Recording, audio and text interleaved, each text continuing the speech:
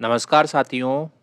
Welcome to daily 6 P M class. इस class में आज हम MCQ सीरीज का लेक्चर नंबर 225 डिस्कस करेंगे। क्वेश्चन नंबर फर्स्ट है,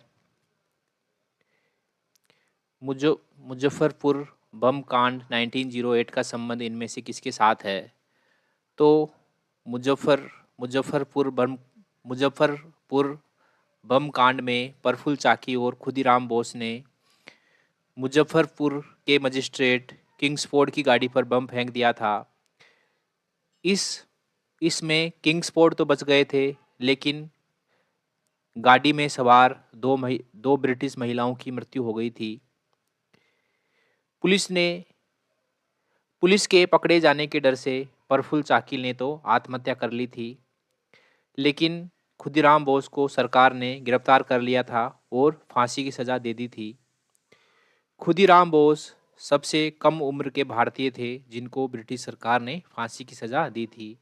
तो ये थे प्रफुल्ल चाकी और खुदीराम बोस। क्वेश्चन नंबर 2 है, निम्नलिखित कथनों में से कौन सा कथन पीडी सावरकर के बारे में सही है? पहला स्टेटमेंट है, उन्होंने अभिनव भारत नामक क्रांतिकारी संगठन की स्थापना की, जो कि सही स्टेटमेंट है। उन्होंने 1904 में अभिनव भारत नामक क्रांतिकारी संगठन की स्थापना की। दूसरा है, भारतीय राष्ट्रवादियों को प्रेरित करने के उद्देश्य से उन्होंने मेजिनी की जीवनी लिखी, जो कि सही स्टेटमेंट है। विनायक दामोदर सावरकर मेजिनी के विचारों से प्रभावित थे, इसलिए उन्होंने भारतीय राष्ट्रवादियों को प्रेरित करने के लिए मेजिनी की बायोग्राफी लिखी। तीसरा है, उन्होंने भारत का स्वतंत्रता संग्राम 1857 नामक पुस्तक लिखी, जो 1857 के विद्रोह को एक राष्ट्रवादी दृष्टिकोण प्रदान करती है।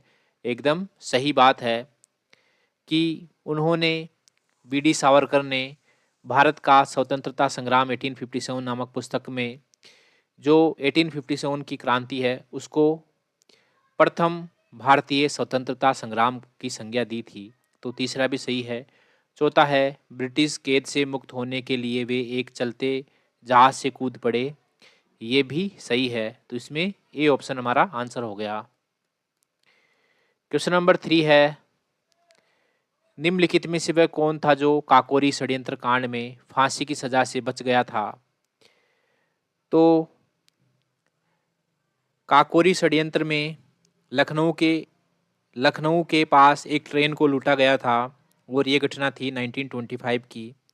इसमें काकोरी षड्यंत्र कांड में स्वर्ण सिंह, राम प्रसाद बिस्मिल, अशफाक उल्ला खां, राजेंद्र लाहिड़ी और रोशन सिंह को फांसी हो गई थी और ये 1927 की घटना है। तो इसमें अशफाक उल्ला खां को फांसी हुई थी, राजेंद्र लाहिड़ी को हुई थी, राम प्रसाद बिस्मिल को हुई थी, लेकिन चंद्रशेखर आज़ाद बचकर भाग गए थे। तो इसलिए डी ऑप्शन हमारा आंसर हो गया। क्वेश्चन नंबर 4 है, निम्नलिखित में से कौन काकोरी कांड मुकदमे में सरकारी वकील थे? तो ये थे जगत नारायण मुल्ला काकोरी कांड में सरकारी वकील थे। जगत नारायण मुल्ला उत्तर प्रदेश के प्रसिद्ध वकील और प्रसिद्ध सार्वजनिक कार्यकर्ता थे। क्वेश्चन नंबर 5 है, निम्नलिखित पंक्तियों को किसने लिखा था? सरफरोशी की तमन्ना अब हमारे दिल में है, देखना है जोर कितना बाजुए कातिल में है। तो ये प्रसिद्ध पंक्तियाँ गाई थी राम प्रसाद बिस्मिल ने, लेकिन ऐसा माना जाता है कि इसके मूल रचयिता बिहार के कवि बिस्मिल अजीमाबादी थे। बिस्मिल अजीमाबादी। क्वेश्चन नंबर 6 है, किस वर्ष हिंदुस्तान रिपब्लिकन एसोसिएशन की स्थापना हुई थी? तो 1924 में हिंदुस्तान रिपब्लिकन एसोसिएशन की स्थापना कानपुर में हुई थी और यह एक क्रांतिकारी संगठन था। इसके संस्थापक सदस्य थे राम प्रसाद बिस्मिल, अशफाक उल्ला खां, सचिंद्र नाथ बख्शी, सचिंद्र सान्याल, जोगेश चंद्र चटर्जी।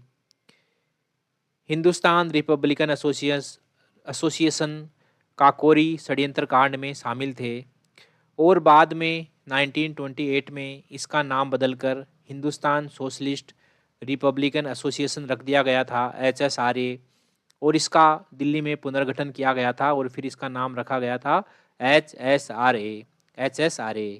ठीक है। क्वेश्चन नंबर 7 है, भगत सिंह का स्मारक कहाँ स्थित है? तो भगत सिंह का स्मारक पंजाब के फिरोजपुर ज़िले में अवस्थित है। पंजाब के फिरोजपुर ज़िले में एक गांव है हुसैनीवाला। ये पाकिस्तान की सीमा के निकट है और सतलुज के किनारे अवस्थित है। 23 मार्च 1931 को भगत सिंह, राजगुरु और सुखदेव का अंतिम संस्कार यहीं पर किया गया था।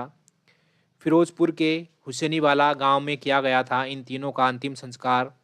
और फिर 1965 में बटुकेश्वर दत्त का भी अंतिम संस्कार यहीं पर किया गया था। क्वेश्चन नंबर 8 है, चटगांव आर्मरी रेड से इनमें से कौन संबंधित था?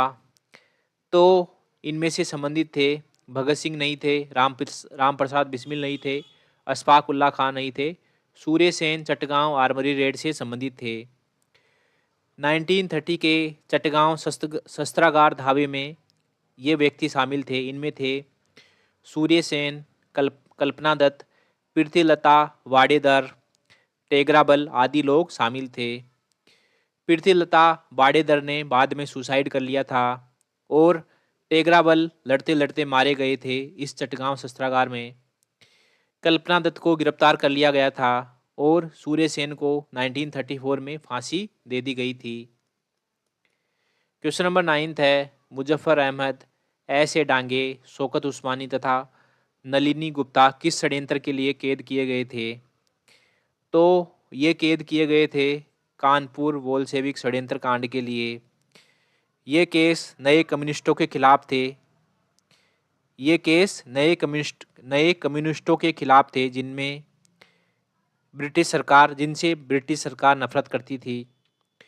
मुजफ्फर अहमद, ऐसे डांगे, शौकत उस्मानी, नलिनी गुप्ता, सिंगरावेलू चेटियार, गुलाम हुसैन जैसे कुछ नए कम्युनिस्टों को सरकार ने पकड़ लिया था और इन लोगों पर आरोप था कि ये हिंसक क्रांति द्वारा भारत को साम्राज्यवादी ब्रिटेन से पूर्णतः अलग करके ब्रिटिश सम्राट को ब्रिटिश भारत की संप्रभुता से वंचित करना चाहते हैं। ये इन पर आरोप था।